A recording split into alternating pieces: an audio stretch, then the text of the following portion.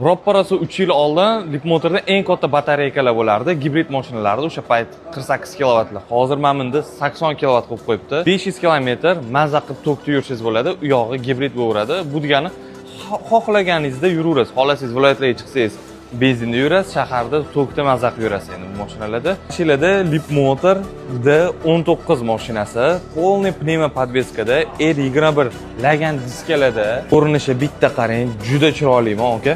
Tepalari seri, pastlari qora qilingan lagan diskalar yarashib turibdi. Narxiga keladigan bo'lsak, $30,000 dan boshlanadi mashinaning narxi. Buni ochib ko'ramiz. Eshik elektron emas, parog yo'q, abduf, abagrev, massaj bor, rul abagrev bor, head-up display bor. Nima kerak bo'lsa bor, orqada televizor bor.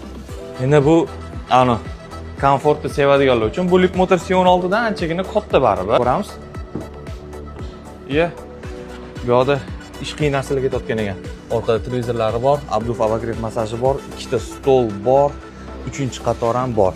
3-qatorni bitta ko'rsataman. Joy yetarlimi yo'qmi o'zingiz aytasizlar. Mashinada shtorkalari ham bor. Nimada deydi? $30,000 dan boshlangan narxi, men o'ylaymanki, narx yaxshi $30,000 ga bo'lsa, bunaqa katta mashina baribir Leapmotor bilasiz, ancha yillik brend hamda ishonchga ham kirgan zo'r. Podголовникlarda kolonkalari ham bor ekan.